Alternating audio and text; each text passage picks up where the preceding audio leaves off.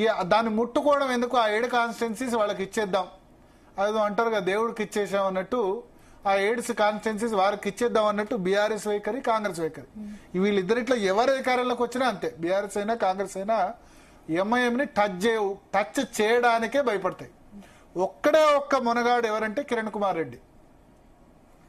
Congress chief minister గా ఉండి MIM కు చుక్కలు చూపించింది కిరణ్ కుమార్ రెడ్డి. ఆయన 2.5 సంవత్సరాల పరిపాలనలో ఆయన ఏదో ఒక మంచి పని చేశారు.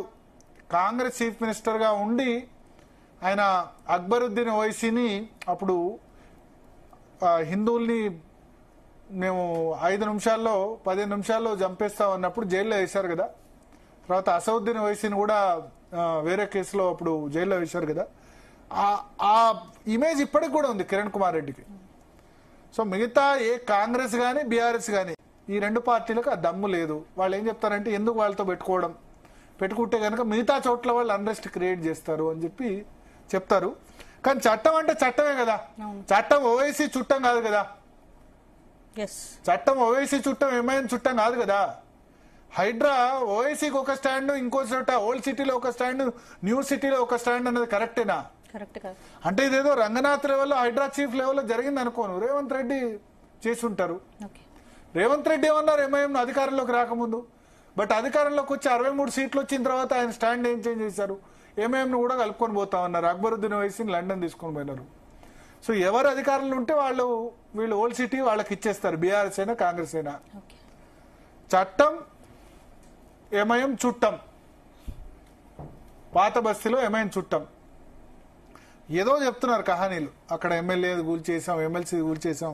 ఫాతిమా కాలేజ్ జూలై ఆగస్టులో ఏమని చెప్పారు, ఎడ్యుకేషన్ ఇయర్ కానివ్వండి అన్నారు. ఇప్పుడు 10,000 మందికి మరి నిజంగా ఫ్రీ ఎడ్యుకేషన్ ఇస్తే ఆ ఫాతిమా కాలేజ్ ఫీజు డీటెయిల్ బయట పెట్టాలి. వీళ్ళు ఫ్రీ ఎడ్యుకేషన్ గవర్నమెంట్ కాలేజ్ లో ఉంది కదా, వాళ్ళే ఎందుకు ఫాతిమా కాలేజ్ ఎందుకు, గవర్నమెంట్ కాలేజ్ కట్టండి. సో అల్టిమేట్ గా వెరీ బ్యాడ్. అంటే రాష్ట్రంలో ఓల్డ్ సిటీలో ఒకలా అమలవుతుంది, మిగతా అంతా ఒక చోట ఒకలా. విద్యుత్ చౌర్యం, కరెంట్ ఛార్జీలు కట్టరు ఓల్డ్ సిటీలో, అంతే కట్టం. ఓల్డ్ సిటీలో కరెంట్ ఛార్జీలు కట్టం అంటారు. అయినా ఏమన్నా కరెంట్ కనెక్షన్లు కట్ చేస్తారా? దమ్ముందా ఎవరికన్నా టచ్ చేసే దమ్ముందా? రేవంత్ రెడ్డికి దమ్ము లేదు, కేసీఆర్ దమ్ము లేదు, ఎవరికి లేదు. బీజేపీ అధికారంలోకి రాదు, వాళ్ళు కూడా మాట్లాడుతున్నారు. బీజేపీ ఓవైసీ మీద వాళ్ళ మీద పెద్ద మాటలు మాట్లాడుతున్నారు, కానీ మరి ఏందో వాళ్ళకి ఇండైరెక్ట్ అండర్స్టాండింగ్ ఉంది అని అంటారు. ఇవన్నీ కూడా ఓటు బ్యాంక్ కోసం యూజ్